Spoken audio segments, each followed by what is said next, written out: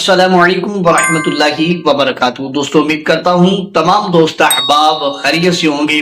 آج آپ کو میں بتانے جا رہا ہوں علم الاعداد کے ذریعے کسی بھی شخص کے نام کا اسم اعظم معلوم کرنا۔ اگر آپ اپنے نام کا اسم اعظم معلوم کرنا چاہتے ہیں تو آپ سب سے پہلے آپ اپنے نام کے اعداد نکالنے کا طریقہ میں پارٹ 2 کے اندر بتا چکا ہوں۔ آپ میری یہ آئیکن اوپر آپ کو نظر آ رہا ہوگا تو آپ اس کو دبا کے وہاں پہنچ سکتے ہیں دوسری ویڈیو پر، یا اسی پلے لسٹ کے اندر آپ کو یہ میری ویڈیو مل جائے گی۔ آپ پارٹ 2 کو دیکھیں گے تو آپ کو اعداد نکالنے کا طریقہ مل جائے گا۔ آپ نے کیا کرنا ہے کہ آپ نے اپنے نام کے اعداد نکالنے ہیں۔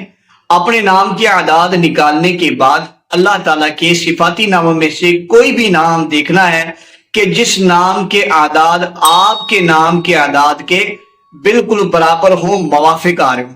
مثال کے طور پر کسی شخص کا نام ہے علی، تو اب اس نام کے اعداد جب ہم بنائیں گے، جیسے عین ہے، عین کے اعداد بنتے ہیں 70، لام کے بنتے ہیں 30 اور یا کے بنتے ہیں 10، تو اس طرح اس کے اعداد بن گئے 110۔ تو اللہ تعالیٰ کے صفاتی ناموں میں سے جب ہم نے اس اعداد کے برابر کوئی نام دیکھا تو اللہ تعالیٰ کا ایک نام ہے علیو یا علیو۔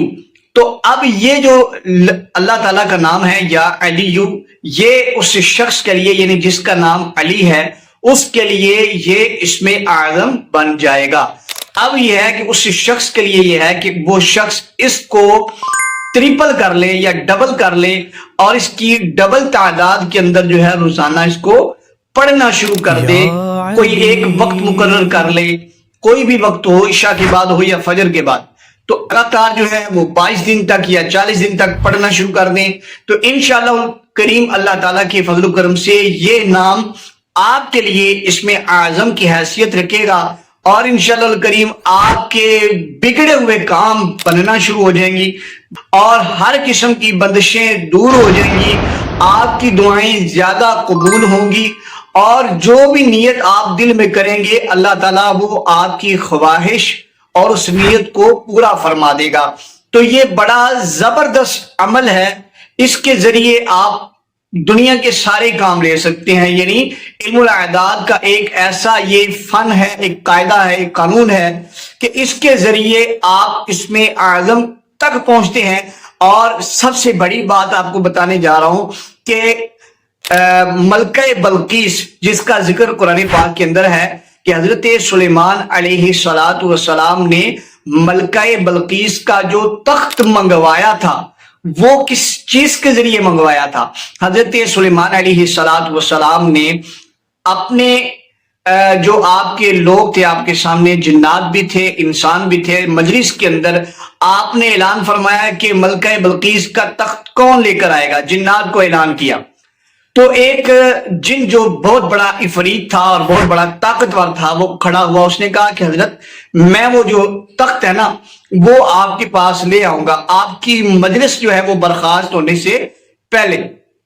حضرت سلیمان علیہ السلام نے کہا نہیں، مجھے جو ہے وہ تخت جو ہے نا اس سے بھی جلدی چاہیے۔